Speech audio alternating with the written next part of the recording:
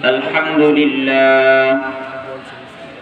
لله نحمده ونستعينه ونستغفره ونؤمن به ونتوكل عليه ونعوذ بالله من شرور أنفسنا ومن سيئات أعمالنا من يهد الله فلا مضل له ومن يضلل فلا هادي له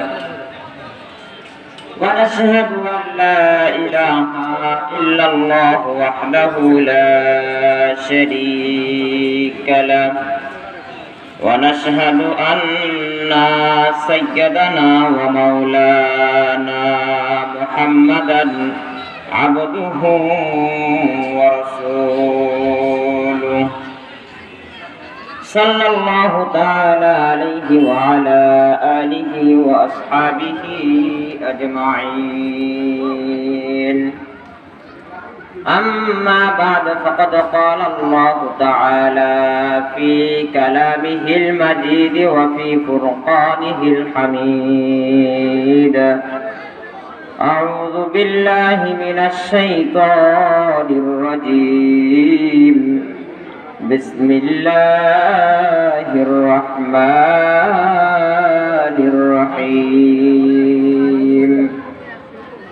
ادع إلى سبيل ربك بالحكمة والموعظة الحسنة وجادلهم بالتي هي أحسن إن ربك هو أعلم بمن ضل عن سبيله وهو أعلم بالمهتدين صدقت يا رب العالمين إن الله وملائكته يصلون على النبي يا أيها الذين آمنوا صلوا عليه وسلموا تسليما আমরা যারা এখানে উপস্থিত আছি আমরা সকলেই দুরূদ শরীফ পাঠ করি আল্লাহুম্মা সাল্লি আলা মুহাম্মাদ ওয়া আলা আলি মুহাম্মাদ কামা সাল্লাইতা আলা ইব্রাহিম ওয়া আলা আলি ইব্রাহিম ইন্নাকা হামিদুম মাজিদ আল্লাহুম্মা বারিক আলা মুহাম্মাদ ওয়া আলা আলি মুহাম্মাদ كما باركت على إبراهيم وعلى آل إبراهيم إنك حميد مجيد আল্লাহ পাকের শুকরিয়া আদায় করি যে আল্লাহ পাক আমাদেরকে কবুল করেছেন এবং এই মজলিসের মধ্যে আমাদেরকে উপস্থিত হওয়ার তৌফিক দান করেছেন ওই আল্লাহ পাকের দরবারে আমরা শুকরিয়া আদায় করি বলি আলহামদুলিল্লাহ। যেই নবীকে সৃষ্টি না করলে আল্লাহ রাব্বুল আলামিন সারা পৃথিবীর মধ্যে কোনো কিছুই সৃষ্টি করতেন না, ওই নবীর উপরে আমরা সংক্ষিপ্ত দরুদ শরীফ পাঠ করি বলি সাল্লাল্লাহু আলাইহি ওয়াসাল্লাম। সম্মানিত হাজিরিন, আমরা যারা এদিক সেদিক ঘোরাফেরা করতেছি, আমরা কষ্ট করে মাহফিলের প্যান্ডেলের মধ্যে এসে বসে যাই। আল্লাহ রাব্বুল আলামিন আমাদেরকে বলেন, বান্দারা আমি যে তোমাদেরকে পরিপূর্ণ সুস্থতা রেখেছি এরা কার নিয়ামত?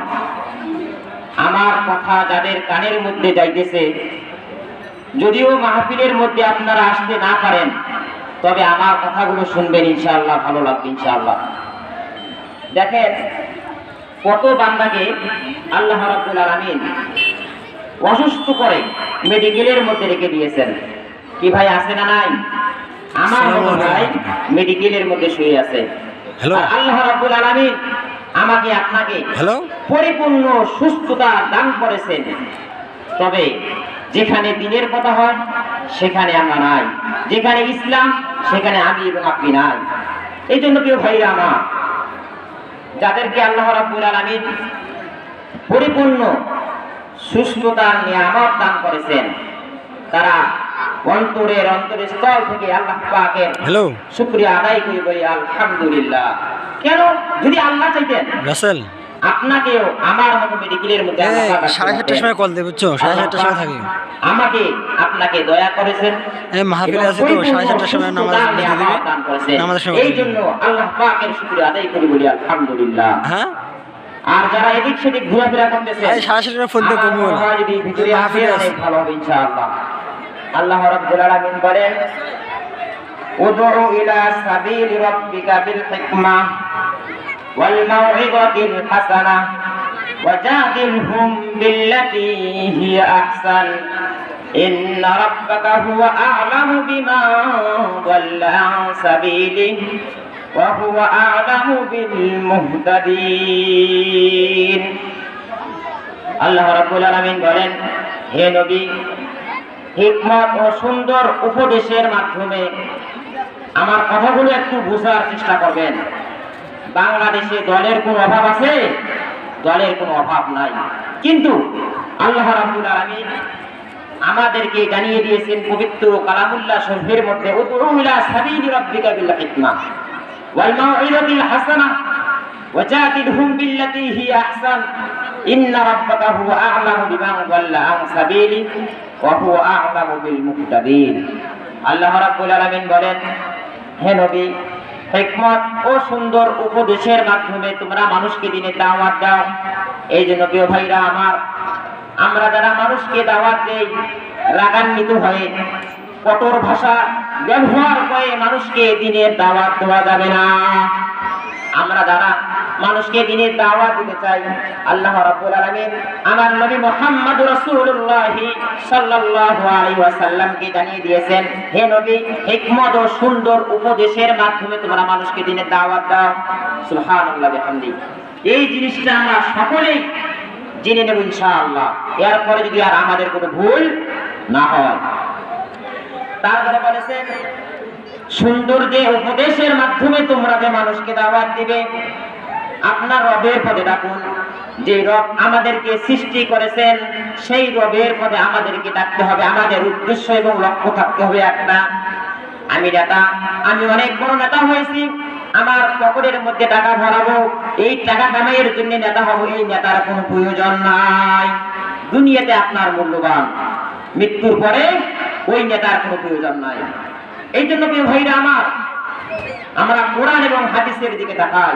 আল্লাহ রাব্বুল আলামিন বললো কি, আল্লাহর নবী মুহাম্মদ রাসূলুল্লাহ সাল্লাল্লাহু আলাইহি ওয়াসাল্লাম করলো কি, আর আমি এবং আপনি করি কি, এই বিষয়টা প্রত্যেকটা মুসলমানের দায়িত্ব। আমি এবং আপনি কোথায় আছি ভাই বলেন? চিন্তা নাই, গবেষণা নাই, ঘুরাট করে কথা বলে ফেলি। এই জন্য প্রিয় ভাইরা আমার, এই বিষয়টা আমরা একটু খেয়াল রাখবো। আল্লাহ রাব্বুল আলামিন বলেছেন,